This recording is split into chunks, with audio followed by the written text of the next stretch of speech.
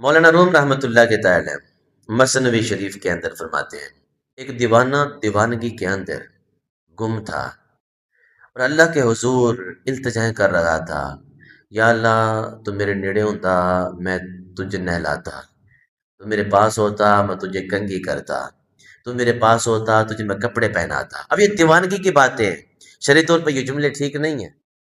رب کپڑوں سے پاک ہے، رب جسم سے پاک ہے، رب کنگھے سے پاک ہے، رب بالوں سے پاک ہے، اس کی کوئی شکل نہیں ہے، وہ بے کیف ہے، ہم اس کو کسی کیفیت میں نہیں لا سکتے۔ دیوانہ تھا، دیوانگی میں گفتگو کر رکھا تھا، مولا تو قریب ہوتا تجھے نہلاتا، کپڑے پہناتا، کنگھی کرتا، جوتا پہناتا، باتیں کر رکھا تھا رب سے۔ موسیٰ پاک کا قریب سے گزر ہوا، موسیٰ پاک نے جب یہ جملے سنے نا اسے ڈانٹا۔ موسیٰ پاک جلالی نبی تھے، ڈانٹا، یہ تو بید بھی کر رکھا کہ رب کے بارگاہ کی، رب ان چیزوں سے پاک ہے جن چیزوں کا تو ذکر کر رکھا ہے۔ موسیٰ پاک جلال میں آئے تو وہ دوڑ پڑا، بھاگ گیا، دوڑ لگا دی، موسیٰ پاک پیچھے پیچھے ہیں اور وہ آگے آگے گئے۔ اللہ تبارک و تعالی نے موسیٰ پاک کو خطاب کیا، مخاطب ہوا رب، موسیٰ یہ کیا کر رہے ہو؟ مولا یہ بے ادب ہے، گستاخی کر رکھا تھا آپ کے بارگاہ کی۔ مولا تو قریب ہوتا تجھے کپڑے پہناتا، مولا تو قریب ہوتا تجھے نہلاتا، مولا تو قریب ہوتا تجھے میں کنگا کرتا، مولا تو قریب ہوتا میں تو جوتا پہناتا، یہ بے ادبی ہے مولا تیری بارگاہ کی، تو ان چیزوں سے پاک ہے۔ رب العالمین نے فرمایا موسیٰ میں نے تجھے جوڑنے کے لیے بھیجا، توڑنے کے لیے نہیں بھیجا، میں نے تجھے جوڑنے کے لیے بھیجا، توڑنے کے لیے نہیں بھیجا۔ مولا پھر یہ بے ادبی کر رکھا کہ اس کا کیا کروں؟ رب العالمین نے فرمایا دیوانہ ہے، جڑیاں بھی گلاں کردا ہے پیا نہیں، ساریاں گلاں مینوں قبول نہیں۔ دیوانہ ہے نا، دیوانہ ہے، دیوانگی میں مجھ سے باتیں کر رکھا گئے، باتیں یہ کر رکھا گئے، میں سن رکھا کہ مجھے اس کی ساری باتیں قبول ہیں۔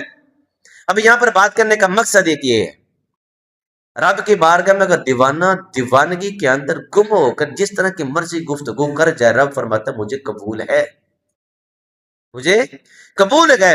لیکن رب فرماتا ہے اگر کوئی میرے یار کی بارگاہ میں، میرے یار کے دربار میں آ کر دیوانگی میں ایسی ویسی بات کر دے جو میرے محبوب کے دربار کے خلاف ہو، تو اس کو میں پکڑ لوں گا، اس کو میں پکڑ لوں گا، اسے معافی نہیں ہوگی۔ انت حبط اعمالکم وانتم لا تشعرون، اس کے اعمال بھی برباد کر دوں گا، اس کو شعور بھی نہیں دوں گا، تجھے پتہ بھی نہیں چلے گا۔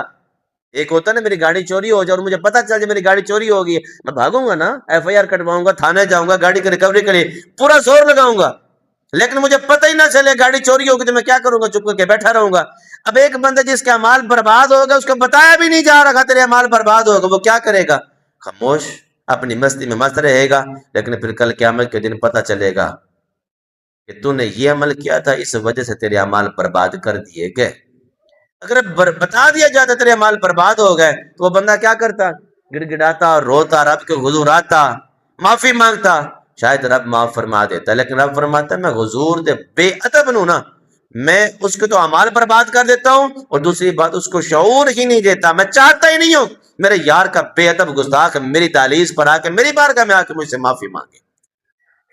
رب فرماتا ہے کوئی دیوانہ میری بارگاہ میں دیوانگی میں گم ہو کر مجھ سے باتیں کرے، قبول ہے، قبول کروں گا، لیکن میرے یار کی بارگاہ میں آ کر کوئی دیوانہ دیوانگی میں ایسی گفتگو کر جائے جو نازیبا ہو، میں اس کو معافی نہیں دوں گا۔ میرے یار کے دربار کا مقام بڑا عظیم ہے۔